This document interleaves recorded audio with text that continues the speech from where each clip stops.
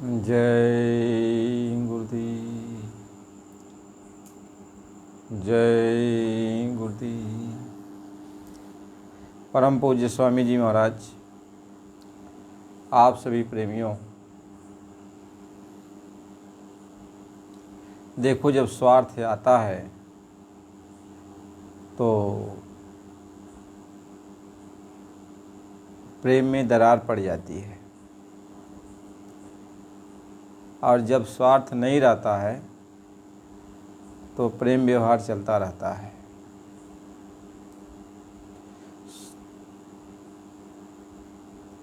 एक राजा और एक सेठ में दोस्ती हो गई।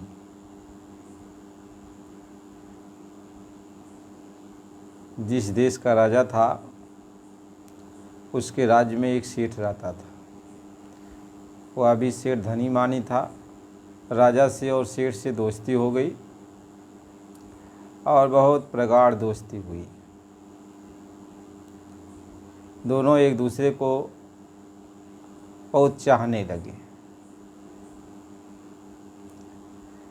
एक दिन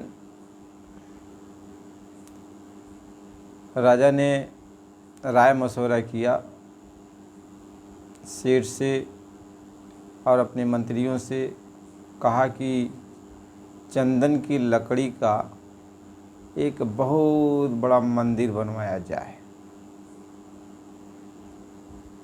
यह हमारी इच्छा है और ऐसा मंदिर कहीं न बना हो।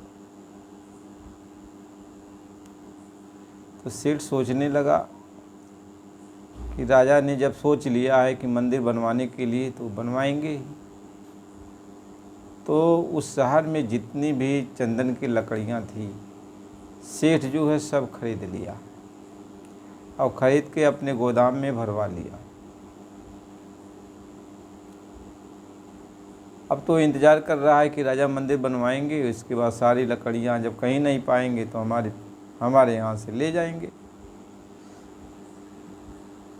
और जितना मैं चाहूँगा मुँह मांगा इनाम मिलेगा, धन मिलेगा।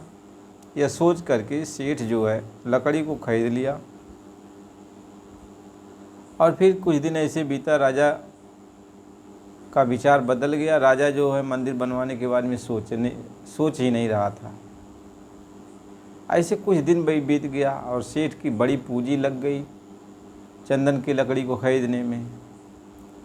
अब पूंजी कैसे निकले? तो धीरे धीरे सेठ राजा से जो है दूरी बनाने लगा। राजा तो दूरी नहीं बना रहा था, लेकिन सेठ दूरी बना रहा था। और राजा के पूछने पर सेठ कुछ कहता भी नहीं था, लेकिन वह राजा से दूर रहने लगा।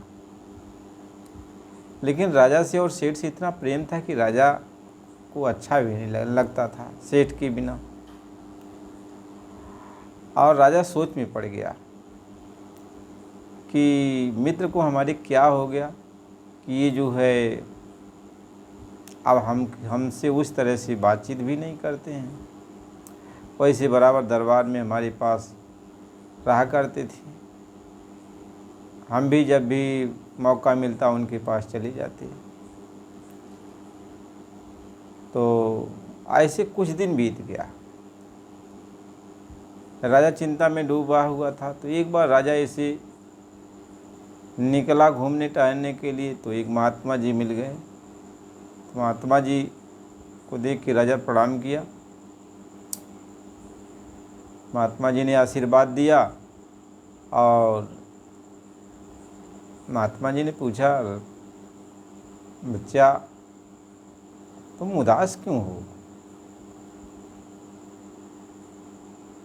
तो राजा ने सारी बातें कह दी कि हमारा मित्र जो सेठ है, हमसे उससे कुछ हुआ भी नहीं, लेकिन वह अब दूरी बना के रहता है और उसके बिना हम रह नहीं पाते हैं। हमारे और हमारे मित्र के बीच में ये जो दूरियां कहाँ से आ गई, हम यही नहीं जान पाते हैं। महात्मा तो अंतर्यामी होते हैं। तो महात्मा ने जान लिया सारी बात। तो महात्मा ने राजा से कहा कि देखो, ये बात तो बाद में होगी, लेकिन तुम एक काम करो, एक मंदिर बनवा डालो चंदन की लकड़ी का। तब तक राजा को याद आ गया कि ओ, हम तो एक बार सोचे थे मंदिर बनवाने के लिए, लेकिन बीच में गए भूल। तो आपसे कह रहे हैं, आप कह रहे हैं तो हम मंदिर बनवाएंगे। राजा ने दूसरे ही दिन घोषणा कर दिया कि अब जो है एक चंदन का बहुत आलीशान मंदिर बनना चाहिए। कारीगर लग गए और राजा ने दौड़ाया पूरे शहर में कि जहाँ भी चंदन की लकड़ी हो लेके आओ, जो भी पैसा लगे पैसा दे कर लेके आओ।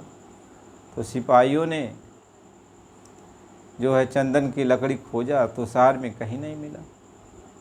तो जब शहर में कहीं नहीं मिला, राजा से कहा, तो राजा ने कहा अरे और पता करो। तो पता करते करते उधर गए, राजा के जो दोस्त थे सेठ, तो सेठ के यहाँ जब गए तो चंदन की लकड़ी मिली। तो सेठ ने पूछा, उसने कहा कि राजा ने मंदिर, चंदन की लकड़ी का मंदिर बनवाने के लिए कहा है, तो चंदन की लकड़ी और कहीं है नहीं, सिर्फ आपके ही पास है, तो आप लकड़ी दे दीजिए।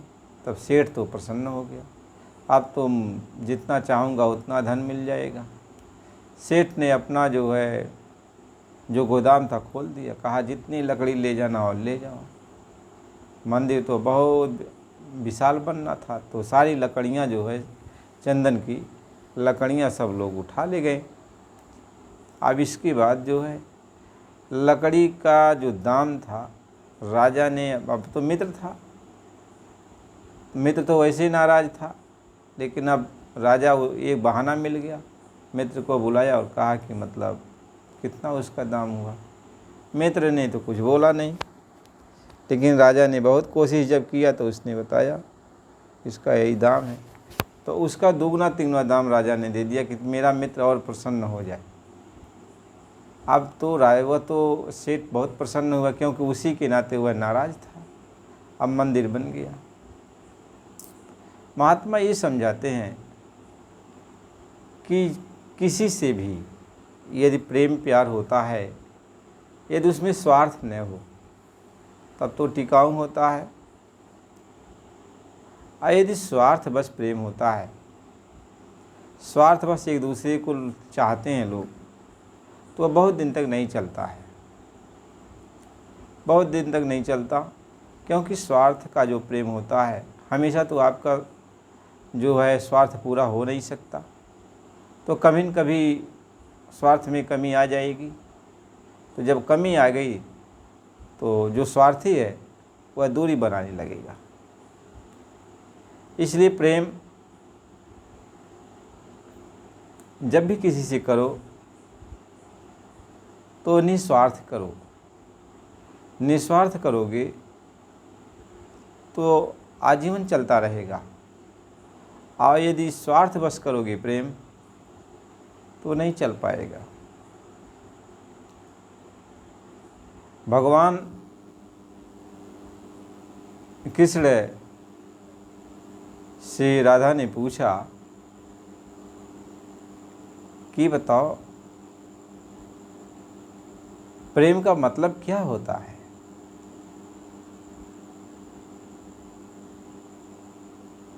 प्रेम का मतलब क्या होता है। राधा ने कृष्ण से पूछा कि प्रेम का क्या मतलब होता है। तो कृष्ण भगवान मुस्कुराने लगे और यही कहने लगे जिसमें मतलब न हो, यानी जिस प्रेम में मतलब न हो, यानी कोई अपना स्वार्थ न हो, कोई प्रेम सच्चा है। यदि हम गुरु से प्रेम करते हैं तो हमारा मतलब ये स्वार्थ है। हमारी बहुत इच्छाएं हैं, हम अपने गुरु से इच्छाओं की पूर्ति के लिए मांगते रहते हैं, तो गुरु से हमारा प्रेम लगा हुआ है। यदि हमारी इच्छाएं पूर्ति नहीं होती हैं तो गुरु का जो प्रेम है वह कम होने लगता है। महात्मा इस चीज़ को समझाते हैं, इस बात को समझाते हैं महात्मा कि प्रेम में स्वार्थ नहीं होना चाहिए। कि स्वार्थ रत परलोक नसाना। यदि स्वार्थी आप हो और भले पहुँचे हुए महात्मा से प्रेम कर रहे हो लेकिन यदि जब आपका स्वार्थ पूरा नहीं होगा तब उस पहुँचे हुए महात्मा का नहीं, उस मालिक को भी आप छोड़ दोगे। इसलिए किसी से भी प्रेम करो तो निस्वार्थ करो। आप अपने भरसक उसकी सेवा करो जहाँ तक आपकी सामर्थ्यता है, और उसकी आप सेवा करो, उसकी बात को सुनो तो ये सोच कर नहीं सुनो कि ये भी हमारी मदद करेगा, या मैं इसका साथ किया हूँ तो इससे हमारा इतना फ़ायदा होने वाला है। इसको छोड़ दो, बस स्वार्थ को हटा दो, लोभ को हटा दो। प्रेम बहुत ही सुंदर होता है। प्रेम तो हर वस्तु को खूबसूरत बना देता है।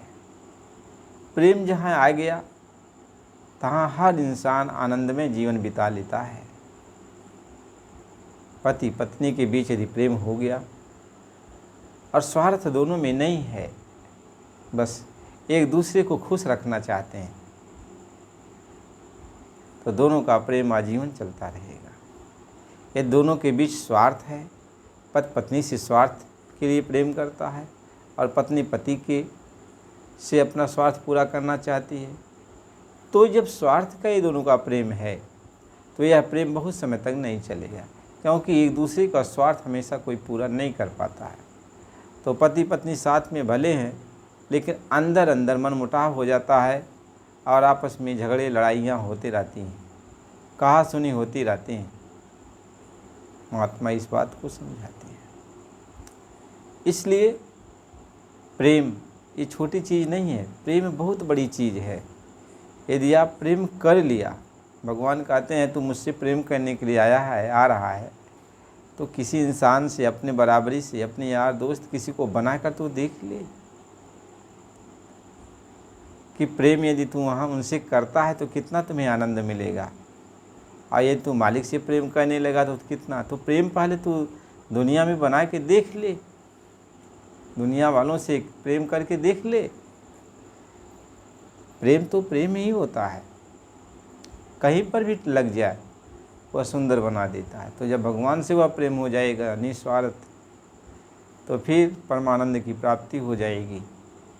इसलिए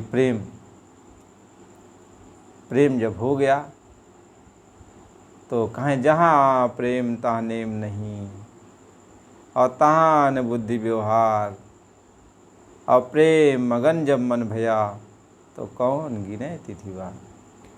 कहीं जहाँ प्रेम तहाँ कोई नेम नहीं। प्रेम हो गया दो के बीच में तो कोई नियम नहीं है कि अच्छा मैं ऐसा हूँ तो आप कैसे चले आए। नहीं, प्रेम में दरवाजे खुले रहते हैं। प्रेम में दरवाजे जो है खुले रहते हैं, कपाट यानी कपट नहीं होता, दरवाजे खुले रहते हैं। समर्पण का नाम ही प्रेम होता है। कहते हैं भैया वो बुला रहे हैं, अरे आने दो, अरे आपका ये सामान रखा हुआ देख, अरे आने दो भाई। तो प्रेम होता है। प्रेम में कोई छिपाव नहीं होता, तो प्रेम ही होता है। वहाँ किसी प्रकार का बुद्धि का, स्वार्थ का व्यवहार नहीं चलता। वहाँ ये नहीं होता कि शुभ मुहूर्त में आ रहा है हमारा प्रेमी कि अशुभ मुहूर्त में आ रहा है, ऐसा नहीं।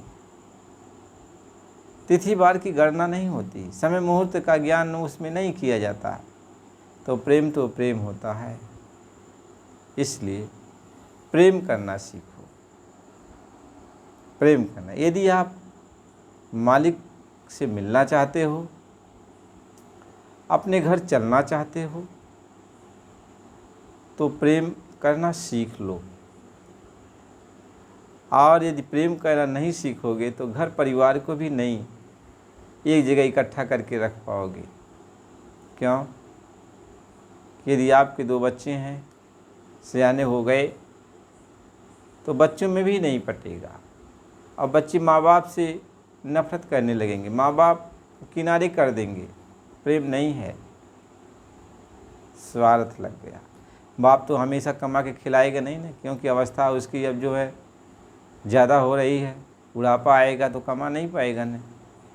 अब वही बच्चा हमेशा ये चाहता मेरा बाप कमा के दे हमको, और बाप कमा के नहीं देगा तो बच्चा तिरस्कार कर देगा, तो वहाँ प्रेम नहीं है। और प्रेम यदि हो जाए तो वृद्धावस्था भी